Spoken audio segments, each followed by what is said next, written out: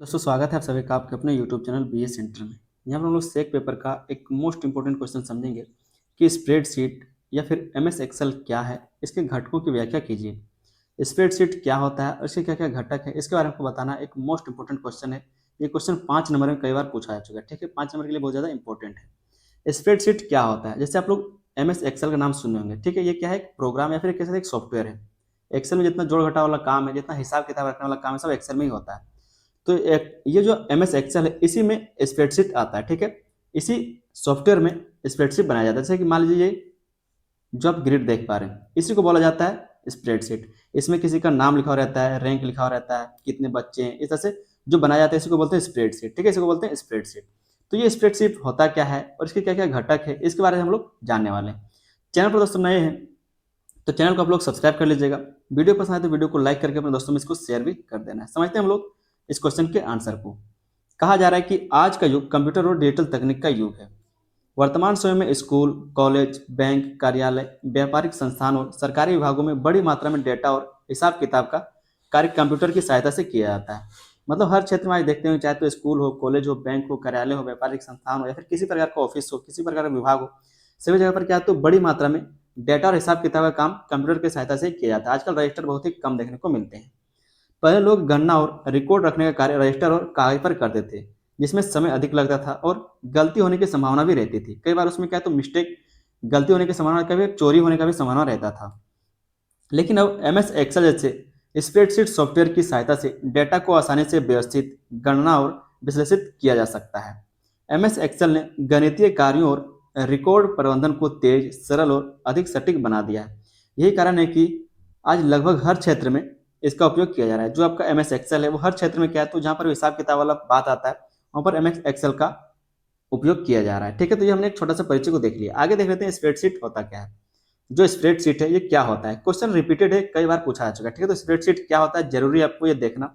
Video को आप लोग अंत तक देखिए, समझ में आ जाएगा, इस बात की हम गारंटी देते हैं। अगर आप वीडियो को अंत तक देखते हैं तो ये क्वेश्चन आपको समझ में आ जाएगा। समझते हैं हम लोग कि स्प्रेडशीट होता क्या है। फिर से हम आपको क्लियर करा दें कि जो स्प्रेडशीट है और जो एम एस एक्सेल है, दोनों अलग अलग चीजें। स्प्रेडशीट क्या है तो कह सकते हैं एक तरीका है जहां पर चीजों को लिखा जाता है, और ये जो आपका एम एस एक्सेल है, एम एस एक्सेल में ही स्प्रेडशीट आता है। एम एस एक्सेल का ही प्रयोग करके क्या तो आप स्प्रेडशीट बनाते हैं। तो इसी के अंडर जो एम एस एक्सेल है, इसी के अंडर आपका स्प्रेडशीट आता है, ठीक है। तो थोड़ा सा आप लोग ध्यान दीजिएगा। स्प्रेडशीट क्या होता है, इसी को समझते हैं। कहा जा रहा है कि स्प्रेडशीट एक ऐसा कंप्यूटर प्रोग्राम है जिसकी सहायता से डेटा को पंक्तियों और स्तंभों में व्यवस्थित किया जाता है। मतलब रो और कॉलम में व्यवस्थित किया जाता है। रो मतलब ये और कॉलम मतलब ये, ठीक है। इसको बोलते हैं कॉलम। तथा गणना, विश्लेषण और रिकॉर्ड तैयार किए जाते हैं। इसका काम क्या है तो गणना करना, विश्लेषण करना और रिकॉर्ड तैयार करना, ठीक है। आसान भाषा में अगर कहा जाए, सरल शब्दों में कहे तो स्प्रेडशीट वह सॉफ्टवेयर है जिससे जानकारी को तालिका के रूप में लिखकर गणना और प्रबंधन किया जाता है। तालिका में लिख कर क्या है तो उसकी गणना किया जाता है और उसका प्रबंधन किया जाता है, उसको बोलते हैं स्प्रेडशीट। इसका उपयोग बड़ी मात्रा में डेटा को सुरक्षित रखने, गणना करने और परिणाम निकालने के लिए किया जाता है। स्प्रेडशीट की सहायता से जोड़, घटाव, गुना, भाग और अन्य जटिल गणनाएं बहुत आसानी से की जा सकती है। तो स्प्रेडशीट का इस्तेमाल इसीलिए किया जाता है। जैसे मान लीजिए कि 10 लोग यहाँ पर है, 10 लोग किस तरह से काम किए, कितना कितना सबको पैसा दिया, सबका हिसाब कौन रखेगा, ये स्प्रेडशीट में रखा जाएगा। और आपका जो एम एस एक्सेल है वो ये सारी चीजें सारे काम ये सब करता है। जो एम एस एक्सेल है ये सारे काम यही करता है। समझते हैं हम लोग कि एम एस एक्सेल क्या होता है। स्प्रेडशीट का मतलब आपने समझ लिया। अब समझते हैं एम एस एक्सेल क्या है। आपको पता है कि जो एम एस एक्सेल है वो माइक्रोसॉफ्ट का एक क्या तो एक ऐप है, प्रोग्राम है। कहा जा रहा है कि M S Excel, Microsoft Excel, जिसका नाम पूरा क्या है तो माइक्रोसॉफ्ट एक्सेल, इसी को एम एस एक्सेल कहा जाता है। तो माइक्रोसॉफ्ट एक्सेल या फिर M S Excel Microsoft company द्वारा बनाया गया एक लोकप्रिय स्प्रेडशीट सॉफ्टवेयर है। इसका उपयोग डेटा संग्रह करने, गणना करने, तालिका बनाने, चार्ट तैयार करने और रिपोर्ट बनाने के लिए किया जाता है। एम एस एक्सेल का उपयोग किस लिए किया जाता है तो गणना करने के लिए, डेटा को संग्रह करने के लिए, तालिका बनाने के लिए, चार्ट तैयार करने के लिए और इसको रिपोर्टों को तैयार करने के लिए किया जाता है। यह उपयोगकर्ताओं को बड़ी मात्रा में डेटा को व्यवस्थित तरीके से रखने की सुविधा देता है। मान लीजिए आपके यहाँ पर 100 लोग काम करते हैं, तो उसको आप रजिस्टर में कितना दिन तक नाम नाम लिखते रहेंगे।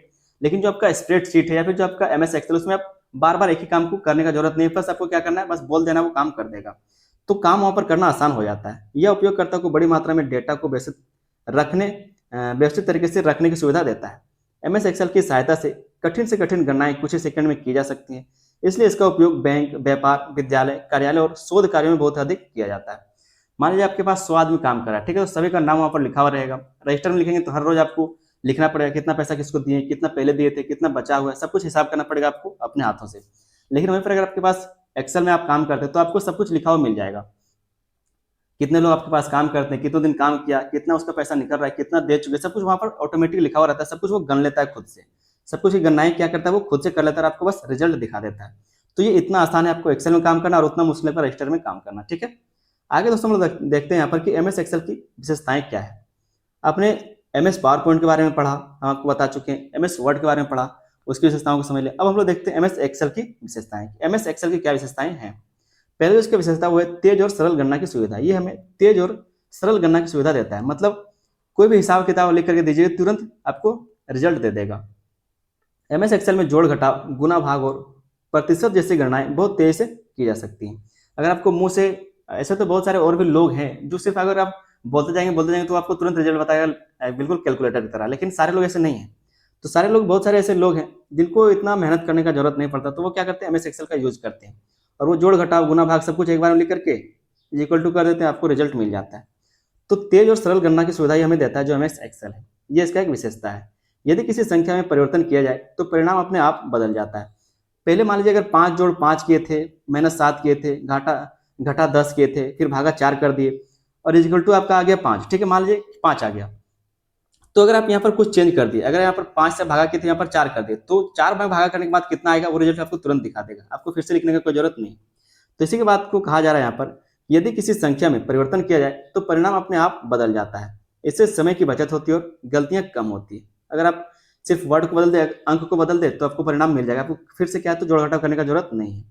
उदाहरण के लिए यदि किसी विद्यालय में 500 छात्रों के अंक जोड़ने हैं तो एक्सेल कुछ ही सेकंड में यह कार्य कर सकता है। अगर 500 स्टूडेंट का अंक जोड़ना है तो जो एक्सेल आपका कुछ ही सेकंड में काम कर लेगा, ठीक है, और सबका नाम भी बता देगा, कितना नंबर वो लाया है, कितने में से कितना लाया है, कितना परसेंट है, सब कुछ आराम से वो बता लेगा। आपको मेहनत करने का जरूरत नहीं पड़ेगा। एमएस एक्सेल का जो दूसरा विशेषता है वो है डेटा को व्यवस्थित रखने की सुविधा। ये डेटा को व्यवस्थित रखने की सुविधा देता है, मतलब वो सेव भी कर सकता है। एमएस एक्सेल में डेटा को पंक्तियों और स्तंभों में व्यवस्थित रखा जाता है। इससे जानकारी साफ सुथरी दिखाई देती है और आवश्यकता पड़ने पर उसे आसानी से खोजा जा सकता है। उसको क्या तो आसानी से खोजा जा सकता है क्योंकि सब कुछ साफ साफ लिखा हुआ रहता है। व्यापार और बैंकिंग के क्षेत्र में बड़ी मात्रा में रिकॉर्ड रखने के लिए यह सुविधा बहुत उपयोगी होती है। तो ये दूसरा हमें ये क्या करता है, सुविधा देता है, इसकी विशेषता है। तीसरी इसका विशेषता है वो है चार्ट और ग्राफ बनाने की सुविधा। ये हमें चार्ट और ग्राफ बनाने की सुविधा देता है। एमएस एक्सेल में डेटा को चार्ट और ग्राफ के रूप में दिखाया जा सकता है। इससे आंकड़ों को समझना आसान हो जाता है और जानकारी अधिक आकर्षक दिखाई देती है। उदाहरण के लिए किसी कंपनी की मासिक बिक्री को ग्राफ द्वारा आसानी से समझाया जा सकता है। जैसे कि मान लीजिए कि यहाँ पर हम लोग एक ग्राफ बना लिए, ठीक है, एक पेज बना लिए। ये आपका जनवरी लिखा है, ये आपका फरवरी लिखा है, मार्च अप्रैल मई जून जुलाई, इस तरह से। अब जनवरी में कितना बिक्री हुआ, ठीक है, कितना परसेंट तक बिक्री हुआ, फरवरी में कितना हुआ, मार्च में कितना बढ़ा, फिर अप्रैल में कितना घट गया, फिर इस तरह से। तो किसको क्या कहा जा रहा है कि इसको चार्ट में दिखाया जा सकता है, ठीक है, बिक्री को ग्राफ में दिखाया जा सकता है। तो ये इसकी क्या है तो सुविधा देता है, इसका एक विशेषता है। अगला जो विशेषता है वो है डेटा विश्लेषण की सुविधा। ये डेटा विश्लेषण खुद ही कर लेता है। एक्सेल की सहायता से बड़े डेटा का विश्लेषण किया जा सकता है। इससे व्यापार, शोध और शिक्षा के क्षेत्र में सही निर्णय लेने में सहायता मिलती है। उदाहरण के लिए किसी कंपनी का लाभ और हानि आसानी से निकाला जा सकता है। आपने एक साल में कितना कमाया और अगले साल कितना आपने कम कमाया, कितना घाटा हुआ, कितना फायदा हुआ, ये जो डेटा विश्लेषण है वो आराम से वो कर लेता है। जो एक्सेल है आराम से सारी चीजों को कर लेता है। तो डेटा विश्लेषण का भी सुविधा में ये देता है। एमएस एक्सेल का ये भी क्या है तो इसका विशेषता है। आगे हम लोग देख लेते हैं एमएस एक्सेल के घटक। यही आपके क्वेश्चन में पूछा गया था कि एमएस एक्सेल के घटक क्या है। तो हम लोग समझते हैं कंपोनेंट्स ऑफ एमएस एक्सेल। इसका महत्वपूर्ण घटक कौन कौन सा है। कहा जा रहा है कि एमएस एक्सेल कई महत्वपूर्ण भागों से मिलकर के बना होता है। इन सभी भागों की सहायता से उपयोगकर्ता कार्य करता है। जो एमएस एक्सेल है और उसमें जो सारे भाग होते हैं उसी को इसके घटक कहा जाता है। उसी को क्या कहा जाता है, इसको घटक कहा जाता है। घटक पूछे या फिर भाग पूछे एक ही बात होता है। जिसकी सहायता से ये जो माइक्रोसॉफ्ट है वो काम करता है उसी को घटक कहा जाता है, भाग कहा जाता है। तो पहला जिसका घटक है वो है वर्कबुक। क्या है, वर्कबुक। वर्कबुक एक्सेल की मुख्य फाइल होती है जिसमें पूरा कार्य सुरक्षित रहता है। जो भी आप काम करते हैं वो क्या आपका वर्कबुक कहलाता है, जिसके ऊपर क्या तो आप काम करते हैं। इसको बोलते हैं वर्क, और बुक मतलब जिसके ऊपर आप काम कर रहे हैं, ठीक है। तो वर्कबुक एक्सेल की मुख्य फाइल होती है जिसमें पूरा कार्य सुरक्षित रहता है। एक वर्कबुक में कई वर्कशीट हो सकती हैं। जब हम नई एक्सेल फाइल बनाते हैं तो वह एक वर्कबुक कहलाती है। कोई भी हम एक्सेल फाइल बनाते हैं तो वो एक आपका वर्कबुक बन जाता है। उसमें आप जितना लंबा चाहे लिख सकते हैं, ठीक है। तो कई सारे उसमें क्या है, तो वर्कशीट हो सकती है, इसको बोलते हैं वर्कबुक। क्या इसका एक मुख्य घटक है। आगे इसमें कहा जा रहा है कि सरल शब्दों में कहे तो वर्कबुक एक्सेल की पूरी कॉपी की तरह होती है, जिसमें कई पेज होते हैं। जो वर्क बुक है वो एक्सेल का एक कॉपी की तरह होता है। जैसे मान लीजिए हमारे पास जो कॉपी होता है उसमें बहुत सारे पेज होते हैं, तो अलग अलग पेजों में अलग अलग चीजें लिखी हुई रहती है, ठीक है। तो वो जो पूरा कॉपी है आपका, उसमें अलग अलग चीज तो लिखा हुआ है, लेकिन वो जो पूरा कॉपी आपका वो वर्क बुक कहलाएगा। एक्सेल में उसको वर्क बुक नाम दिया गया है। उदाहरण के लिए यदि किसी स्कूल के छात्रों का पूरा रिकॉर्ड एक एक्सेल फाइल में रखा जाए तो वह पूरी फाइल वर्कबुक कहलाती है। जहाँ पर सभी छात्रों का क्या है, तो रिकॉर्ड रखा गया है, अलग अलग छात्र हैं, अलग अलग जानकारी है, लेकिन सभी को क्या है, तो एक ही फाइल में रखा गया, तो उसको वर्कबुक कहा जाएगा एक्सेल में, ठीक है। दोस्तों इसका घटक या फिर मुख्य भाग वो है वर्कशीट। वर्कबुक को आपने समझ लिया। वर्कबुक का मतलब जो पूरा कॉपी, वर्कशीट का मतलब पेज, ठीक है। तो वर्कशीट एक्सेल का वह भाग है जहां डेटा लिखा जाता है। यह पंक्तियों और स्तंभों से मिलकर बनी होती है। प्रत्येक वर्कशीट में हजारों रो और कॉलम होते हैं। कई सारे जो रो और कॉलम है यहाँ पर देखने को मिलते हैं, जो आपका वर्कशीट है, ठीक है। इसमें बहुत सारे नाम होते हैं, डेटा होता है, कितना बिक्री हुआ, कितना नुकसान हुआ, सब कुछ लिखा हुआ रहता है, ठीक है। तो इसको बोलते हैं वर्कशीट, जिसके ऊपर आप काम कर रहे होते हैं, जिस पेज के ऊपर आप काम कर रहे होते हैं। वर्कशीट बिल्कुल रजिस्टर के एक पेज की तरह होती है, जहां जानकारी तालिका के रूप में लिखी जाती है। आपने मान लीजिए एक पेज में कुछ लिखा तो उसको एक्सेल में वर्कशीट कहा जाता है, ठीक है। एक्सेल की भाषा में उसको वर्कशीट कहा जाता है। उदाहरण के लिए यदि छात्रों के नाम, रोल नंबर और अंक लिखे जाए तो वह कार्य वर्कशीट में किया जाता है, वर्कशीट में किया जाता है, ठीक है। दोस्तों जो इसका भाग है वह पंक्ति, रो। वर्कशीट में बाएं से दाएं की ओर चलने वाली क्षैतिज लाइन को रो कहा जाता है। बाएं से दाएं मतलब समझ, जो रो होता है ये सीधा चलता है ऐसे, रो मतलब रोने वाला, ठीक है। क्षैतिज मतलब बिछाया हुआ। और बोलेंगे अगर ऊर्ध्वाधर, ऊर्ध्वाधर मतलब उठा हुआ, ठीक है। ऊर्ध्व मतलब उठा हुआ, क्षैतिज मतलब सोया हुआ, ठीक है, इस तरह से। तो जो पंक्ति है उसको बोलते हैं रो, जो क्षैतिज उसको बोलते हैं रो, ठीक है। तो इसका एक भाग होता है पंक्ति। वर्कशीट में बाएं से दाएं ओर चलने वाली क्षैतिज लाइन को रो कहा जाता है। आगे इसमें कहा जा रहा है कि रो को संख्या 1 2 3 के द्वारा दर्शाया जाता है। जैसे कि मान लीजिए एक रो हो गया, इस तरह से कॉपी में नहीं लिखा रहता है क्या, मान लीजिए इस तरह से एक दे दिए तो यहाँ पर एक है, यहाँ पर दो है, यहाँ पर तीन, यहाँ पर चार, इस तरह से। तो रो को संख्या 1 2 3 से दर्शाया जाता है। प्रत्येक रो में अलग अलग जानकारी लिखी जा सकती है। यदि छात्रों के नाम एक सीधी लाइन में लिखे जाए तो रो कहलाएंगे। अगर नाम कहा जाएगा, यहाँ पर लिख दे श्याम, यहाँ पर राम, यहाँ पर हनुमान, यहाँ पर बजरंगबली, ठीक है, इस तरह से, तो ये क्या कहलाएंगे, एक पूरा रो कहलाएगा, ठीक है। इसको कहा जाता है रो। उदाहरण जैसे कि रो 1, रो 2, रो 1 में इसका नाम लिखा है, रो 2 में इसका नाम लिखा है, रो 3 में फलना का नाम लिखा है, इस तरह से। तो पंक्ति भी क्या इसका एक मुख्य भाग है। चौथा है आपका स्तंभ, जिसको बोलते हैं कॉलम या फिर ऊर्ध्वाधर। कहा जा रहा है कि वर्कशीट में ऊपर से नीचे की ओर चलने वाली लंबवत लाइन को कॉलम कहा जाता है। जो अब ऊपर से नीचे या फिर नीचे से ऊपर चलने वाला लाइन है उसको बोलते हैं कॉलम, ठीक है। क्या बोलते हैं, कॉलम। स्तंभ, कहा जा रहा है कि कॉलम को अक्षरों ए बी सी द्वारा दर्शाया जाता है। कॉलम क्या, तो ए बी सी डी से दर्शाया जाता है। कॉलम की सहायता से एक ही प्रकार की जानकारी को व्यवस्थित रखा जा सकता है। उदाहरण के लिए एक कॉलम में केवल छात्रों के नाम और दूसरे कॉलम में केवल अंक लिखे जा सकते हैं। मान लीजिए कि ये आपने रो बना लिया, ठीक है, ये आपने रो बना लिया, तो यहाँ पर आपने 1 2 3 4 दे दिया। अब ये पूरा जो कॉलम, यहाँ पर आप नाम लिखेंगे और यहाँ पर दे देंगे ए, यहाँ पर बी लिख देंगे, यहाँ पर आप छात्रों के द्वारा जो नाम नंबर लाया गया वो लिखेंगे, यहाँ पर आप लिखेंगे कि सी, और यहाँ पर कितना परसेंट उसका आया वो लिख देंगे। तो इस तरह से कहा जा रहा है कि उदाहरण के लिए एक कॉलम में केवल छात्रों के नाम, दूसरे कॉलम में केवल अंक लिखे जा सकते हैं, या तीसरे में उसके परसेंटेज को लिखा जा सकता है। उदाहरण कैसे होगा, तो कॉलम ए कॉलम बी इस तरह से करके लिखा जाता है चीजों को, ठीक है। आगे जो इसका भाग है एक्सेल का वो है सेल। सेल क्या होता है उस चीज को समझिए। जहां रो और कॉलम आपस में मिलते हैं उस स्थान को सेल कहा जाता है। डेटा हमेशा सेल में लिखा जाता है। डेटा कहां पर, हमेशा सेल में लिखा जाता है। प्रत्येक सेल का अपना अलग पता होता है जिसे सेल एड्रेस कहा जाता है। जिसको क्या है, तो सेल एड्रेस कहा जाता है। उदाहरण के लिए यदि कॉलम ए और रो 1 मिलते हैं तो वह सेल A1 कहलाता है, ठीक है। क्या कहलाता है, सेल A1 कहलाता है। सेल एक्सेल का सबसे महत्वपूर्ण भाग होता है क्योंकि सारा डेटा उसी में दर्ज होता है। जैसे मान लीजिए ये है, इस तरह से बनाया गया, तो ये जहां पर मिला, ठीक है, ये जो यहाँ पर यहाँ पर रो मिल गया, यहाँ पर कॉलम मिल गया, तो इसको बोलते हैं A1। ए भी मिल गया और 1 भी मिल गया, तो ये आपका कहलाएगा सेल, ठीक है। ये भी इसका क्या मुख्य भाग है। छठा जो इसका भाग या फिर कह सकते हैं जो इसका घटक है MS एक्सेल का, वो है एक्टिव सेल। एक्टिव सेल जहां पर आप काम कर रहे होते हैं, ठीक है। जिस सेल में वर्तमान समय में कार्य किया जा रहा होता है उसे एक्टिव सेल कहते हैं। आप जिस कॉलम रो में काम कर रहे हैं उसको बोलते हैं एक्टिव सेल, ठीक है, वो एक्टिव सेल। यह अन्य सेल्स की तुलना में गहरे बॉर्डर में दिखाई देता है ताकि पता चले कि आप कहां पर काम कर रहे हैं, ठीक है। चमकदार होता है ताकि तुरंत पता चले कि आप कहां पर काम कर रहे हैं, वहां पर जाके क्लिक करके काम शुरू कर सकते हैं। जब उपयोगकर्ता किसी सेल पर क्लिक करता है तो उसमें टाइप करता है तो वही एक्टिव सेल कहलाता है। अगर मान लीजिए आप यहाँ पर काम कर रहे थे, अब आपको पता चला कि हम उसका नाम गलत लिख दिए, चौथे नंबर पर जो लिखा था उसका नाम गलत लिख दिया, फिर यहाँ पर टाइप करेंगे तो ये आपका हाईलाइट हो जाएगा। अब यहाँ पर लगेगा कि आप यहाँ पर काम करें, ठीक है। तो इस तरह से एक्टिव सेल इसको कहा जाता है। अगला जो यहाँ पर हम लोग पॉइंट देखेंगे वो है फॉर्मूला बार। फॉर्मूला बार क्या होता है? इसका भी एक एक्सेल का ये क्या तो मुख्य घटक है। फॉर्मूला बार वह स्थान है जहां डेटा या फिर गणनीय सूत्र दिखाई देते हैं। इसकी सहायता से जोड़ घटाव और अन्य गणनाओं के लिए फॉर्मूला लिखा जाता है, ठीक है। उदाहरण के लिए यदि कोई संख्याओं को जोड़ना हो तो फॉर्मूला बार में is equal to sum formula लिखा जाता है। यह जटिल गणनाओं को आसान तरीके से तेज बनाता है, ठीक है, आसान और तेज बनाता है। तो जहां पर ये सारे चिन्ह दिखाई देते हैं उसको बोलते हैं फॉर्मूला बार, ठीक है। तो जिससे आप क्या कर सकते हैं, उसको जोड़ लिख सकते हैं, घटा कर सकते हैं, इस तरह से उसको फॉर्मूला बार कहा जाता है। फिर है name box. Name box name box formula bar के पास स्थित होता है। जो फॉर्मूला बार होता है वहीं पर नेम बॉक्स होता है। यह एक्टिव सेल का नाम और पता दिखाता है। उदाहरण के लिए यदि वर्तमान में सेल A1 में काम हो रहा है तो नेम बॉक्स में A1 दिखाई देगा। जहां पर आप काम कर रहे हैं नेम बॉक्स में वही चीज दिखाई देता है कि आप कहां पर काम कर रहे हैं, अभी आपने कहां पर काम किया है, ठीक है। तो नेम बॉक्स में वही चीज दिखाई देता है जहां पर आप काम कर रहे होते हैं। इससे उपयोगकर्ता को पता चलता है कि वह किस सेल में कार्य कर रहा है, ठीक है। तो नेम बॉक्स का ये काम है।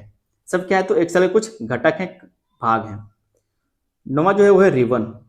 रिबन एक्सेल का ऊपरी भाग होता है जिसमें विभिन्न प्रकार के टूल और विकल्प दिखते हैं। जैसे मान लीजिए आपका पूरा मॉनिटर हो गया, आप एक्सेल में यहाँ पर काम कर रहे हैं तो थोड़ा सा भाग यहाँ पर खाली रहता है, तो ये जो ऊपर वाला भाग रहता है इसको बोलते हैं रिबन। यहाँ पर आप देख सकते हैं कि जोड़ घटाव वाला चिन्ह रहेगा, जो जो आपने खोल रखा है वो सब देखेगा, ठीक है। जोड़ घटाव करना है, कौन से पेज में आप काम कर रहे थे, किसके बारे में लिख रहे हैं, तो ये सब कुछ कहाँ पर दिखता है, सब यहाँ पर दिखता है रिबन बार में। आगे इसमें कहा जा रहा है कि इनकी सहायता से डेटा संपादन, फॉर्मेटिंग और अन्य कार्य किए जाते हैं। रिबन में होम, इंसर्ट, पेज लेआउट जैसे कई सारे टैब होते हैं जिनके अलग अलग प्रकार के कार्य किए जाते हैं। जैसे क्या तो अलग अलग प्रकार के काम किए जाते हैं, उसको टच करके आप अलग अलग काम कर सकते हैं। यह उपयोगकर्ता को सभी महत्वपूर्ण सुविधाएं एक ही स्थान पर उपलब्ध कराता है। जो रिबन बार होता है वो क्या है, पर सब कुछ वहां पर दिखाई देता है, आप जो चाहे छू करके वहां पर अलग अलग काम कर सकते हैं। 10वां जो पॉइंट हुआ है सीट टैब। सीट टैब ये सब क्या है, तो सब एक्सेल के कुछ मुख्य भाग हैं। वर्कबुक के नीचे मौजूद भाग को सीट टैब कहा जाता है। इसकी सहायता से अलग अलग वर्कशीट को खोला और बदला जा सकता है। यदि एक एक्सेल फाइल में कई सारे सीट्स हों तो प्रत्येक सीट का नाम नीचे दिखाई देता है, ठीक है, इसको बोलते हैं सीट, ठीक है। इससे उपयोगकर्ता अलग अलग डेटा को अलग अलग सीट में व्यवस्थित रख सकता है। तो ये भी इसका एक मुख्य भाग है। अगला इसका मुख्य भाग है वो स्टेटस बार। स्टेटस बार, ठीक है, स्टेटस बार एक्सेल विंडो के सबसे नीचे स्थित होता है। एक होता है रिबन और दूसरा होता है स्टेटस बार, ठीक है।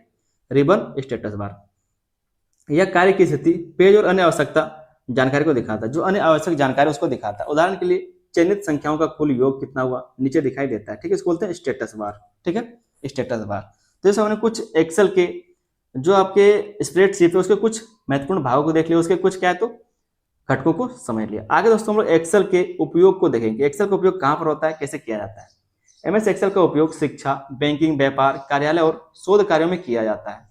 विद्यालयों में छात्रों के अंक तैयार करने के लिए, बैंकों में हिसाब किताब रखने के लिए तथा व्यापार में लाभ हानि का रिकॉर्ड तैयार करने के लिए इसका उपयोग किया जाता है। जो एमएस एक्सेल है इसका उपयोग इन सब कामों के लिए किया जाता है। इसके अतिरिक्त रिपोर्ट बनाने, डेटा विश्लेषण करने और चार्ट तैयार करने में भी एक्सेल का अत्यंत उपयोगी है। अत्यंत क्या है तो उपयोगी है जो एक्सेल है। आगे एक छोटा सा हम लोग निष्कर्ष देख लेते हैं। निष्कर्ष को हम लोग इस तरह से लिख सकते हैं कि एमएस एक्सेल एक अत्यंत उपयोगी स्प्रेडशीट सॉफ्टवेयर है जिससे गणना और डेटा प्रबंधन के कार्य सरल, तेज और अधिक सटीक बना दिया है। जिसने क्या किया तो गणना को सरल, तेज और अधिक सटीक बना दिया है। इसके विभिन्न घटक जैसे कि workbook, worksheet, row, column, cell, active cell, formula bar, ठीक है, रिबन, स्टेटस बार उपयोगकर्ता को व्यवस्थित तरीके से कार्य करने में सहायता करते हैं। वर्तमान समय में शिक्षा, व्यापार, बैंकिंग और कार्यालयों में इसका महत्व बहुत अधिक है। इसलिए एमएस एक्सेल का ज्ञान प्रत्येक व्यक्ति के लिए आवश्यक हो गया। कहा जा रहा है कि एमएस एक्सेल को सभी को जाना जरूरी, क्योंकि हर जगह पर अगर आप कहीं पर काम करने के लिए जाते हैं तो आपसे पूछा जाता है कि एक्सेल में आपका हाथ साफ है या फिर नहीं, एक्सेल आपको पता है या फिर नहीं। जब आप एक्सेल नहीं जानेंगे तो आपको काम पर क्यों रखेगा, क्योंकि कोई भी ऑफिस में काम कहाँ पर होता है, एक्सेल में होता है या फिर एमएस वर्ड में होता है। तो दोनों आपको जानना जरूरी है, ठीक है। उम्मीद करते हैं आपको क्वेश्चन का आंसर समझ में आया होगा। चैनल पर दोस्तों तो आप लोग चैनल को सब्सक्राइब जरूर कर लीजिएगा, साथ में बेल आइकन को दबाइए, उसको ऑल पर सेट कर लीजिए ताकि आने वाला जो आपका सेमेस्टर उसमें अच्छी तैयारी कर सके। वीडियो पसंद आए तो वीडियो को लाइक कर दीजिएगा और अपने दोस्तों में इसको शेयर भी कर देना है। प्लेलिस्ट का लिंक आपको डिस्क्रिप्शन में मिल जाएगा। आप लोग के लिए प्लेलिस्ट बना दें, इसका लिंक डिस्क्रिप्शन में है, जाके आप लोग चेक कर लीजिए और तैयारी कर दीजिए, ठीक है, तैयारी शुरू कर दीजिए। मिलते हैं हम लोग किसी अगली वीडियो में, तब तक के लिए धन्यवाद। जय हिंद।